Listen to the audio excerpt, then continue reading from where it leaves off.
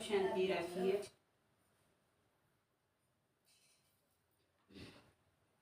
जय हो माता, दया करिए। बीच में लग ले फिर पाछे गिर जी आई टिक्का तो ना लगा। हां तेरा लगाऊं थी फिर थोड़ा वो कर लगा दो ना लगा तू लगा। हां बे जय माता तेरी सदा ही जय हो माता। कहानी सुनो। एक साहूकार था जिसके 7 बेटे थे, 7 बहू थी और एक बेटी थी। सब कोई मिट्टी लेने गई। हरियाणवी में सुनाऊंगी, हिंदी में तू करा सुना दे। लेने गई। मिट्टी खोदते समय ननन के हाथ से स्याऊ का बच्चा मर गया। स्याऊ माता बोली कि मैं तेरी कोख बांधूंगी। तो नंद ने अपनी सारी भाभीयों से कहा, लेकिन ननन ने के बदले में अपनी कोख को बंधवाने से 6 भाभीयों ने मना कर दिया। और उसकी छोटी भाभी ने सोचा कि नहीं बंधवाएंगे तो ससुर जी नाराज हो जाएंगे। तो छोटी भाभी ने अपनी कोख बंधवा ली। उसके जो बच्चा होता वही 7 के दिन मर जाता। एक दिन उसने पंडिताई ने बुलाकर पूछा कि क्या बात है, मेरे बच्चे कोई 7 दिन के मर जाते हैं। तब पंडिताई ने बोली कि सुरभि गाय की सेवा कर। सुरभि गाय स्याऊ माता की सहेली है, वह तेरी कोख छोड़ेगी तब तेरा बच्चा जिएगा। अब वह बहुत सुबह उठकर सुरभि गाय का सारा काम कर जाती। गौ माता बोलती, आजकल कौन मेरी इतनी सेवा करता है, मेरी बहुएं क्या करेंगी, वो तो लड़ाई करती हैं। आज देखा जाए कौन सारा काम करता है। हेलो। गौ माता ने सुबह उठकर देखा कि एक साहूकार के बेटे की बहू है जो सारा काम करती है। गौ माता बोली, तुझे किस चीज की इच्छा है जो तू मेरा इतना काम करती है, मांग क्या मांगती है। तब साहूकार की बहू बोली, वचन दो गौ माता। तो उसने उसे वचन दिया। तब साहूकार की बहू बोली, स्याऊ माता तुम्हारी सहेली है और स्याऊ माता के पास मेरी कोख बंधी हुई है, हमसे मेरी कोख छुड़वा दो।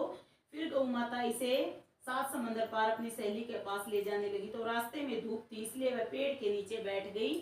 थोड़ी देर में सांप आया। पेड़ पर गरुड़ पंखनी का बच्चा था जिसे वह डसने लगा। तो साहूकार की बहू ने सांप को मारकर डाल के नीचे फेंक दिया और बच्चे को बचा लिया। पकड़ गरुड़ पंखनी आई, आकर साहूकार के बेटे की बहू को चोंच मारने लगी। तो साहूकार ने बोली, मैंने तो तेरे बच्चे को बचाया है, सांप तेरे बच्चे को मार रहा था, मैंने तो तेरे बच्चे को छिपाया है।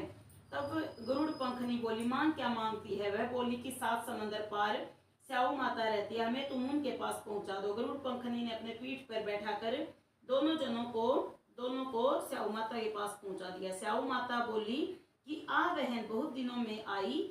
और स्याऊ माता बोली, मेरे सिर में बहुत जूं हो गई हैं। गौ माता बोली कि तूने मेरी बहुत भलाई की। गौ माता ने उससे साहूकारनी से कहा कि जा जू निकाल दे।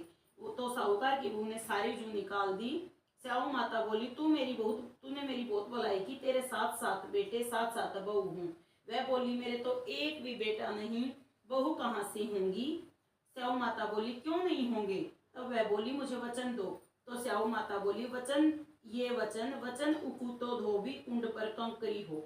जब मतलब अगर मैं वचन से मुकरूं तो धोबी घाट पर मैं कंकर बन जाऊं, यानी कि पत्थर। जब साहूकार की बहू बोली, मेरी कोख तो तुम्हारे पास बंधी हुई है। तब स्याऊ माता ने कहा, तूने तो मुझे बहुत ठगा, मैं तेरी कोख खोलती तो नहीं, लेकिन अब खोलनी पड़ेगी। जा तेरे घर में 7 बेटे बहू मिलेंगे, तू 7 उजमन कराइयो, 7 होई माता मांडियो, 7 कढ़ाई कराइयो। वह घर गई, देखा कि वहां 7 बेटे बहू बैठे हैं, बहुत धन हो रहा है। उसने 7 होई मांडी, कोई दीवार पर, कोई मटके पर, कोई कहीं। 7 उजमन करे, 7 कढ़ाई करी। उधर सारी नौकरानी और देवरानी और जेठानी कहने लगी, चलो जल्दी जल्दी। थोड़ी देर में उन्होंने अपने बेटे से चलो जल्दी जल्दी चौका पूजा कर लो, नहीं तो वह रोने बैठ जाएगी।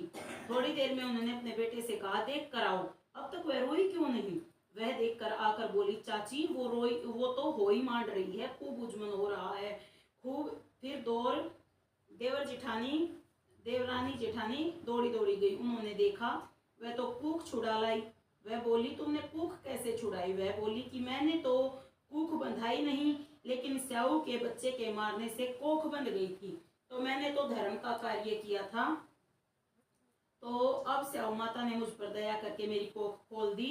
हे स्याऊ माता, जैसे साहूकार की बहू की कोख खोली, ऐसे ही हमारी भी खोलना। सबकी खोलना, कहते सुनते हुंकारा भरते कि अपने परिवार की को खोलना। हे होई माता सब पर दया करिए, सबके बालक सुख शांति तरह में, सारा परिवार सुख शांति तरह में।